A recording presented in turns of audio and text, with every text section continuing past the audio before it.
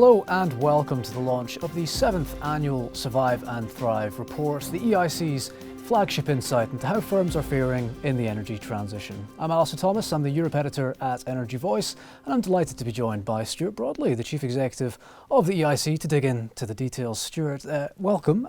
This is the largest report of its kind so far, is that right? Yep, we've been running this for 7 years, this research, and 50% increase in interest this year, so 96 companies. And what we think is also really important is this is the first year we've had as many companies internationally participate as from the UK. So it's a real taking the pulse of the world's energy supply chain. Fantastic, and there's so much to dig into, but I want to start with what I guess struck me with some of the report here. I mean, some retrenchment, if that's the right phrase, in terms of people kind of reverting back into oil and gas, seen as more lucrative. That's juxtaposed as you get into low margins in renewables. And I guess scepticism is one of the terms you use in terms of not the concept of net zero, but certainly the achievability as regards certain policies. Can you just talk about that, some of the findings concerning at all as well, some of these as regards the revert back to oil and gas? How do you find that? So in previous years, we found that companies in the supply chain looked to diversify in order to protect against over-reliance on oil and gas. And I think this was also spurred on by what is a very successful campaign around COP26.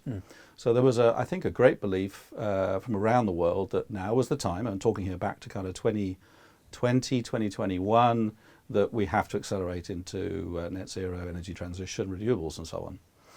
What we learn now, looking back and talking to companies today, is that many companies did try that, and they found that the profits in the renewable sector were much lower than they had hoped and much lower than they can get in other sectors like oil and gas. They also found that since then things have changed. Of course, Russia has invaded Ukraine. This has put energy security at the center of global energy politics and meant now that countries value fuel and power security, unfortunately, over energy transition right now. This hopefully won't last for long, but right now it's a real factor. So this combined with the post-COVID sort of strong demand for oil and gas as the world recovers and gets back to normal, all of these things are meaning oil and gas is booming around the world. I think it's fair to say that almost all energy sectors around the world are booming.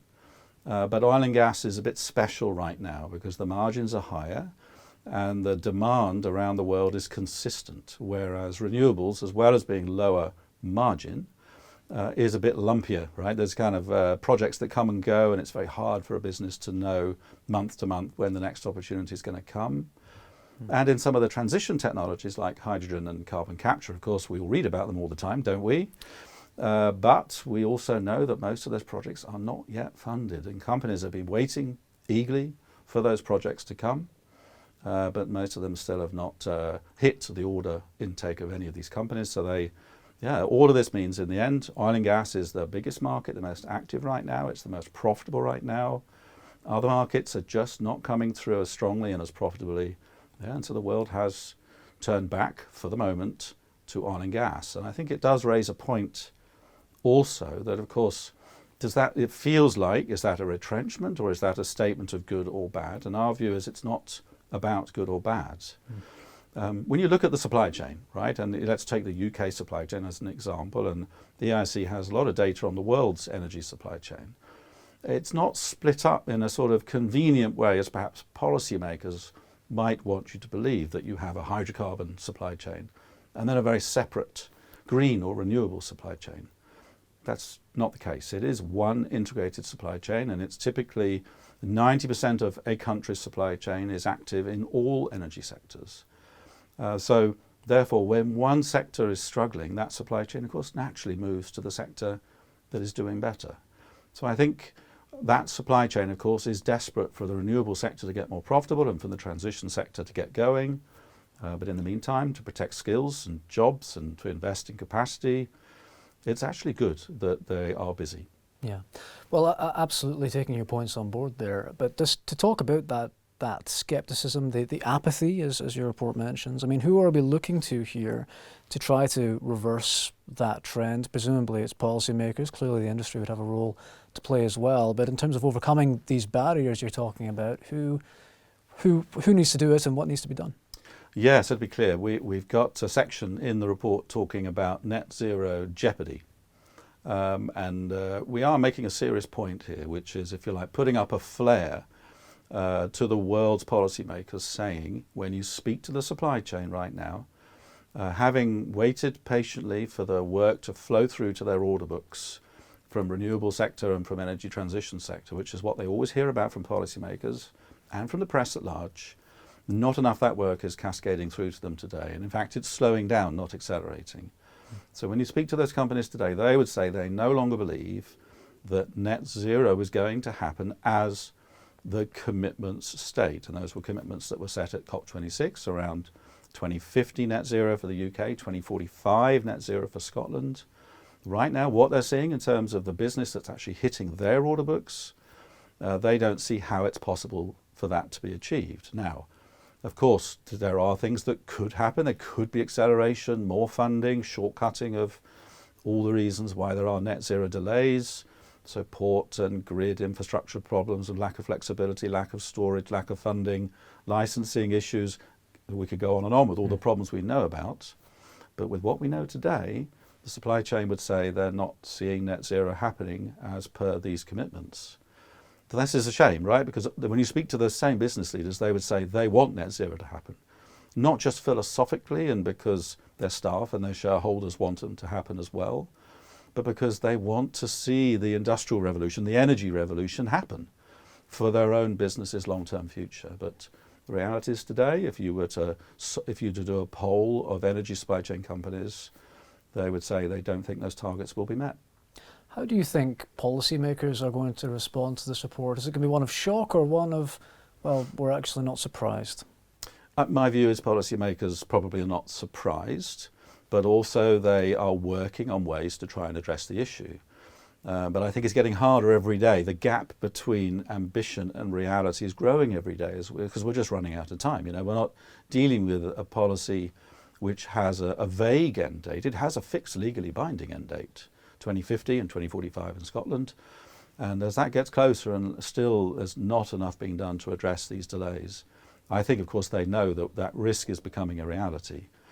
What I think in the end will drive, if you want to call it the adult discussion, that, you know, the transparent, authentic discussion, say, yeah, we all need to get together in a room now and talk about perhaps this is not going to happen, is COP28. So that's the next COP meeting. It'll be in UAE later this year in November. And that, for the first time, has something called stock taking. And that is a UN-derived term which is assessing the COP26 commitments that were made by all countries of the world for when they were going to achieve net zero by 2050 or 2045 or 2060, depending upon the country, and how they're actually doing. So this will be the first time there's a measure of progress. So far, all of the statements and the policies and the press coverage are based upon, you know, words and commentary and hopes and dreams, not quantified measures. So I do think come COP28 for the first time, we'll find out really what the situation is. Stock taking, I like it. We'll keep an eye on that. Yeah. But let's just go back then to this booming market. And as you say, and you open up in the report, you talk very optimistically and for good reason about this booming market we're in, altogether a positive situation. What have your members been saying about that, you know, versus recent years we've had, and how is it changing the way they do business? For example, we've had a lot of talk about a collaborative approach in, you know, the tougher years, and now perhaps more so a kind of get on with it, get it done situation. Talk a bit about that, if you can. Yeah. Firstly, I don't know how you feel, Alistair, but I would say I've been in the energy industry for coming up to 25, 30 years now. I've never seen a market like this. I've never seen all the world's energy markets in all the regions of the world, all seeing high levels of activity or actually booming, and all at the same time. I've never seen this. As we've interviewed companies from around the world, they've all said they are busy or as busy as they have ever been. And this is not just with, you know, activity level of inquiries, it's now that order books are filling up. The one caveat is they're not all yet that profitable. Because there is still work coming through which has some legacy pricing in it, but work is now starting to come through. And as I say, some markets are more profitable than others. So yeah, I've never seen a market like this, and booming times, I think it is the right word to use. We are in a boom cycle now, Of course, you could say, look out. Normally when you have a boom, at some point there is a bust. And I think what I'm hearing, if you want to kind of sort of call it leadership lessons from our members about how they're approaching this market, it is a firmer, it's a clearer and a more ambitious type of language that leaders are using right now. Last year it was have a good strategy, be close to your customers, look after your staff and have a great culture. This year that sort of language is not so evident. It's go for it, get it done, make it happen. It's really direct. This is an amazing, probably once in a lifetime opportunity to address the legacy debts that your business has, to give your staff incredible opportunities to do innovative work that they may not have had the chance to do otherwise, to invest in growth, to invest in the transition. Now is the time. Grow your business while you have the chance. And so this is kind of a get it done, go for it now sort of message we're hearing from leaders. And even a year ago, it would have been hard to believe that would be the messaging we'd get. And already we're sort of feeling like we have to provide a little bit of balance when we're sort of messaging back to our members to say, okay, but remember 2013-14, how deep that bust cycle, that oil crisis was. So I always like to give the advice, which an old boss of mine, who you may know, but I'll leave you to guess who he is. He always said, drive with one foot on the accelerator and one foot on the brake. And I think that's still great advice for today. Well, let's pick up on that then. So I mean, as you say, when there's a boom, at some point or the other, there's historically been a bust. And your term in the report, industry arrogance, around when there's been boom times. Can you talk a bit about that? And I suppose you also in the report talk about the fact that there could be a supply chain ramp up in as soon as 1 to 2 years to deal with all the work that's coming through, and that one thing could lead to another there. So this idea of people getting ahead of themselves whilst also trying to capture this once-in-a-generation market, as you say. Yeah, so to be clear, when I've interviewed company leaders, they're not yet giving answers which smell of arrogance, right? So what the report does highlight, though, is we're in a boom cycle, and we're in a cycle where industry leaders know they're in a boom cycle. Therefore, they're starting to invest, they're starting to recruit, they're starting to take more calculated risks.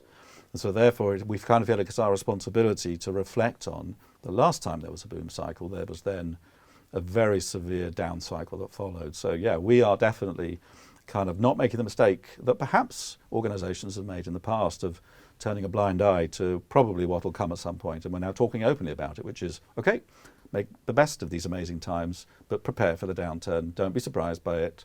Don't deny it when it happens and kind of put it off and say, well, that's somebody else's problem. So you could kind of say what we're advising businesses to do, our members to do, is to take the best of this upcycle, but also be careful not to overcommit, because we don't actually know when the down cycle is coming. I've heard industry leaders speak at conferences before and discussing boom and bust, several of them saying, or being asked, are we past boom and bust in the oil and gas industry? And many of them say, well, I hope we are, but I don't know. I mean, what is your view on that? Are we past boom and bust at this stage? Have we learned those lessons? I think the conversations you're referring to are probably in the lower for longer, lower forever sort of time which we were in. So we had the major oil crisis of 2013-14, when it had been sustained high oil prices, although high costs. So businesses were not actually making much money near the end of that cycle, if you remember back then. I'm not sure if you're old enough to remember back then. Lucky you, I definitely am. You're a kind man. Yeah. And so back then, so it's 10 years ago now, of course, it was such a deep oil crisis that followed that, and yet companies kind of believe that, it might recover quite quickly, or it's not going to affect me. And of course, the kind of sort of organizational culture, a lot of companies are faced with a situation where they don't want to hear from their profit center holders, from the department managers, I'm going to miss my targets this year because my market has changed. And they put downward pressure. We all know this happens in businesses. They put downward pressure to say, well, hit your numbers this year. We'll talk about it in your budget next year. And that's absolutely what happened. And we had a period of 1 to 2 years where companies did not react fast enough. And that's kind of become known as the sort of arrogance of the oil industry sometimes, where there's a sense of it's not going to happen to me, or we'll ride this storm, or it'll react more quickly, it will come back more quickly. And it never did. And of course, we then had a good 5 years of very low oil prices, very low activity, and a very deep cut in employment, in costs, in capacity of the whole industry globally, not just here in the UK. So slowly, and of course that's where then language like it's lower for longer, is it lower forever, was talked about, because people couldn't imagine then it'll ever recover. But of course in the end it led to, 10 years of complete underinvestment in the energy infrastructure around the world. And then with COVID and with the Russian invasion in Ukraine, now there's a huge demand. That underinvestment is now coming home to roost. So there's an investment happening to catch up on those lost 10 years now. That's why this boom is happening. But yeah, at some point, of course, when that new infrastructure is in place, the industry will have scaled up again. The costs will have started to increase again, and prices will have increased again, which kind of happens in a boom cycle. And then that industry will no doubt find it hard to then slow down again, to reduce costs again. And that's what we're kind of coaching already, is we might be 2, 3, 5 years away from that. Have that in your mind now. When you talk about the factors that lead us to where we are and underinvestment in oil and gas, as you say, one point that really struck me in your report here is that the number of respondents, I think it was 67% of firms describing in the near to mid-term oil and gas being quote unquote recession proof. Isn't that the arrogance that you're talking about coming through? So it's interesting, isn't it? Because I wasn't really expecting those kind of responses in the interview. But the truth is, right, that there are practical reasons why companies would say oil and gas gives them an element of recession proofness, if there is such a word as that, at least for a while, 2, 3 years perhaps. So when you restart a lot of these bigger oil and gas projects, of course they take time, and the cascade down into the supply chain takes 2 to 3 years. So we are seeing now a lot of those projects are moving ahead, and when you look at the financial investment decisions that are being made, oil and gas FID rate is much higher than it is for any other energy sector, which is evidence that those projects are really moving ahead. That kind of means that the supply chain is somewhat guaranteed that they will be busy, and they're seeing it already in their order books and in their activity levels for a period of 2 to 3 years. So that's why they give these answers, which is if there was a recession right now today, then we have enough work and enough confidence in a pipeline of continued work to last for 2 to 3 years. So kind of you can see why they're saying if there was a recession today, it wouldn't affect us. Now, if you say to those same companies, will it affect you in 5 years, they would probably give a different answer. However, if you talk to companies in the supply chain that are less reliant on oil and gas, and perhaps they're more involved in some of the newer transition projects, hydrogen, carbon capture, floating offshore wind, maybe even involved in some of the nuclear projects, those projects all have an element of government funding in them, whereas oil and gas, from the point of view of starting up these capex projects, does not. And that government funding is highly sensitive to a recession. As soon as you have recession, high unemployment, lower activity levels, government money, of course, always gets rerouted to support, the recovery from a recession. Money that was not budgeted for has to be used. And then those kind of capex budgets, unfortunately, get postponed. And that's why those companies that are in nuclear and transition-focused areas, they would say, they would worry a recession would affect them immediately. Yeah, no, absolutely, and it's certainly something we need to keep in mind for those sides of the business like floating offshore wind. Let's just talk about this FID rates that you mentioned there, Stuart. So some useful data in the report, and it sets out, I'm speaking broad brushstrokes here, but between now and 2028, global FIDs across the energy industry, upstream, midstream, downstream, each there and about 20% each. And if I look at things like floating wind, CCS, 1-2%, offshore wind more broadly, 8%. So I guess the question quite clearly is, how can firms diversify if the project pipeline isn't there or isn't there in a big enough quantity at this point? Yeah, the truth is they can't as effectively as they want to, as they tried to, as I was explaining earlier in our discussion. Diversification post COP26 was the most popular growth strategy in the supply chain for 2 years, as companies really went for it and looked at all of these, renewable sectors particularly. But they've lowered their expectations in that area now because there's not a lot of business coming through. And I think I'm less surprised that hydrogen and carbon capture right now has very low FID rates, which is kind of 2%. Sure. Because we know those technologies are still in the early stages. We know those projects are at pilot scale only. We know that there's still a world of hydrogen production, for instance, that is fully sourced, fully supplied already through grey hydrogen, but fully supplied already. So any new project, blue or green or any other colour that comes in the hydrogen space, would need to compete and replace that, and so it's going to take time. And government funding is needed, and we all know government funding is difficult right now. Government policy would need to be consistent over the longer term. I'm not just talking in one country, all countries of the world. And we know government policy is not consistent in the transition space right now. So it doesn't surprise me that things like hydrogen and carbon capture are struggling to get a higher fully funded rate yet.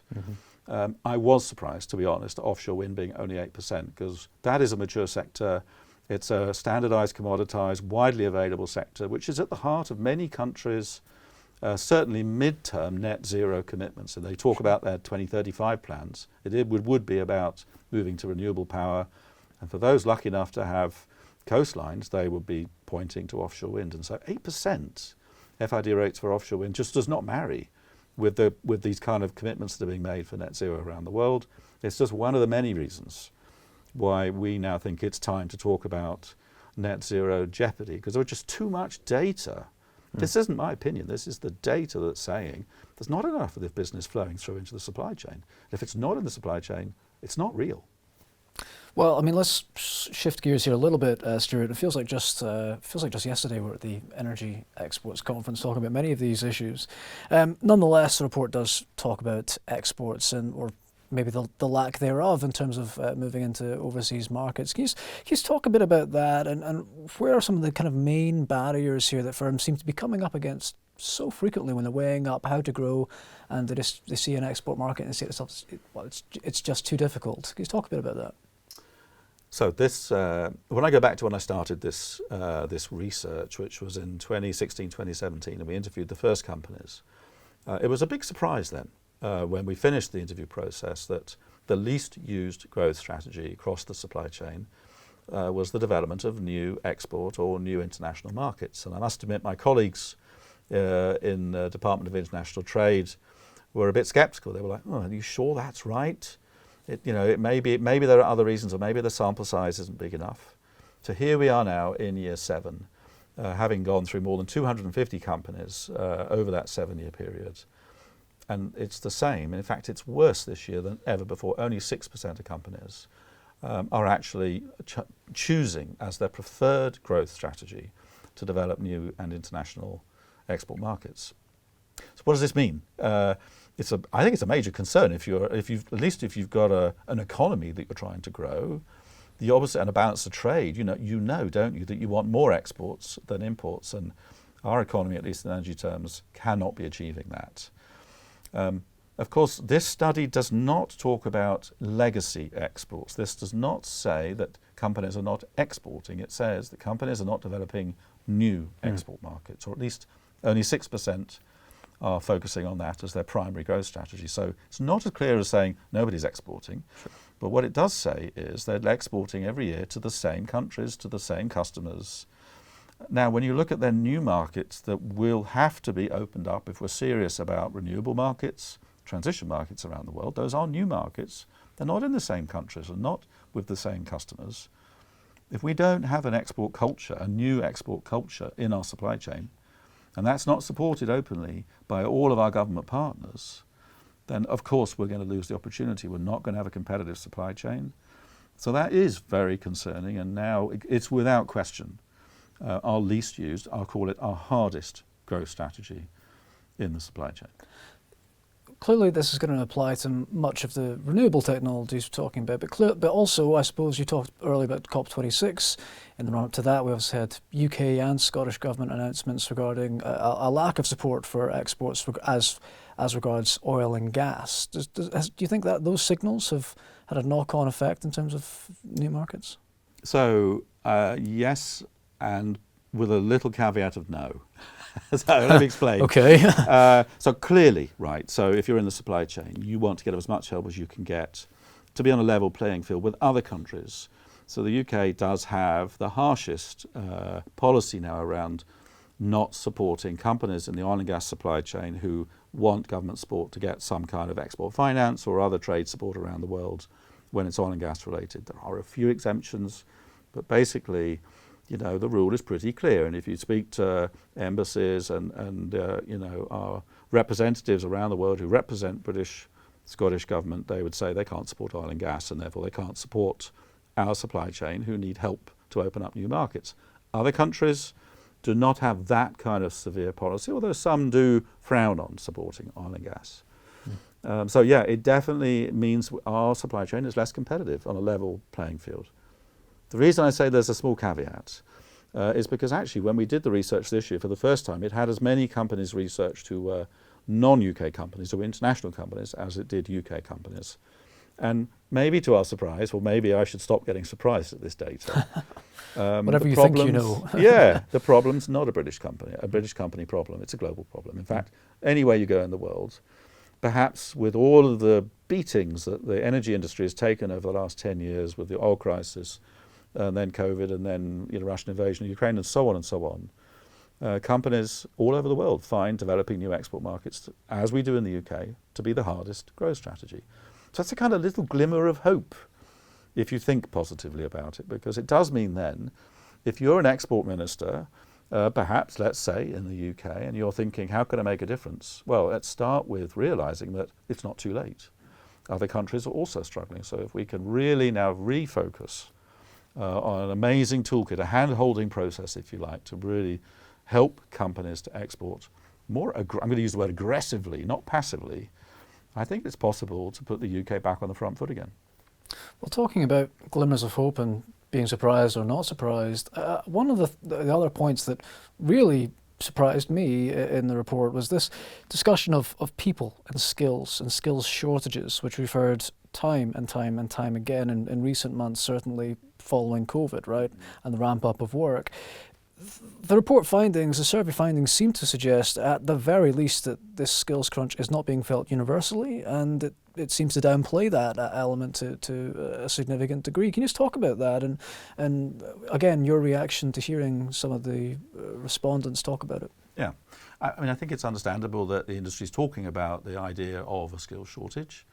We are in a transition phase, and we are also in a post-recovery time where a lot of people left their jobs, left this industry and many other industries permanently, and they weren't expecting to or planning to, but COVID made them change their philosophy about what they want to do with their lives. So we do have a smaller workforce and a smaller skilled workforce in the energy sector. So I think from that point of view, it is logical to say, does this mean we have a skills shortage already? And then, of course, we've now got a market that's starting to boom, and we've got companies starting to get excited and starting to invest and, of course, recruiting actively. So again, I can see it's then understandable to assume again, we must already have a skills shortage. And that's what you read and that's what you come to believe, isn't it? Which is we must be in that skills shortage, skills crisis now. So of course I took the chance to interview companies with that specific question through this research. And again, the findings was not quite as I expected either, which is, well, yeah, we are seeing a skills shortage, but I suppose it's not yet stopping me growing. I haven't yet had to turn away any work. So on further questioning, I think I would clarify it as companies are worried about a skills shortage, and it's perhaps they're now their number one worry. And as they look to try and take advantage of this almost limitless number of opportunities they face, if there was no skill shortage, then perhaps they would be growing faster than they currently are. But with all the opportunities they're currently taking on, they can execute them. And there's almost no exception to that. Maybe a couple of companies will like, well, I think maybe I've had to turn away a little bit. Really, today, companies are not experiencing a skill shortage to the level where they can't execute their work. If this bow wave of work that's still stuck, not having got financial investment decision, if that comes through, and there's a good chance the oil and gas work that we've already seen could double in volume in the next 2 to 3 years. And then if the transition work starts coming through, renewable work comes through, as all policymakers are trying to accelerate renewables, then I think you can guarantee we absolutely will have a skills crisis. So it could move from worrying to reality in a couple of years.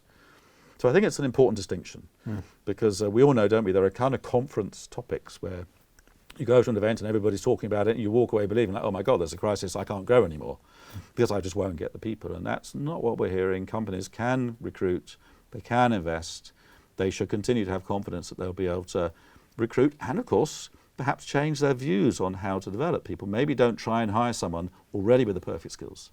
Maybe hire someone a little bit more junior and train them yourself, develop them yourself, get them to work to your culture rather than change their culture. And we are seeing that, a more creative in-house approach to how companies are getting the skills they need. And kind of one other final thing I would say is we're not necessarily always seeing companies hire in their normal place of work these days either.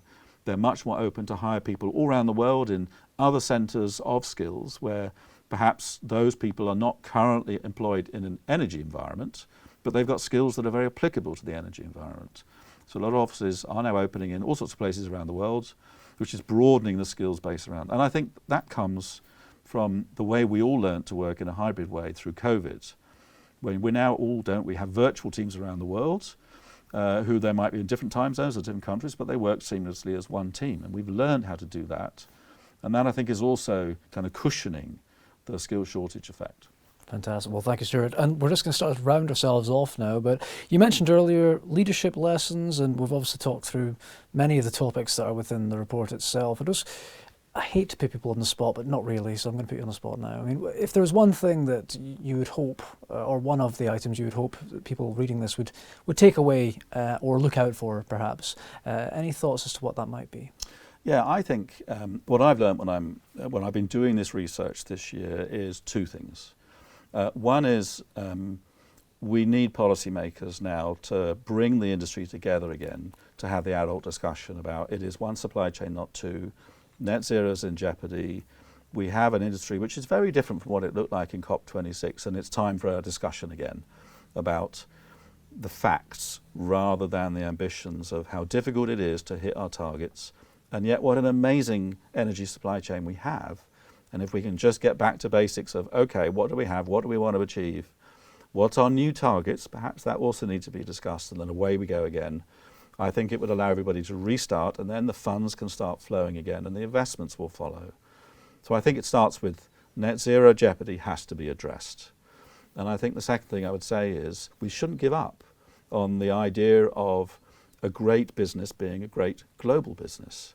And it does feel like we've sort of given up on that. And companies that don't want to export, we, if you like, as a stakeholder group, including government, don't work hard enough to change those companies' minds, to say, come on, you'll be a more profitable, faster growing, better business to work for if you have a global business.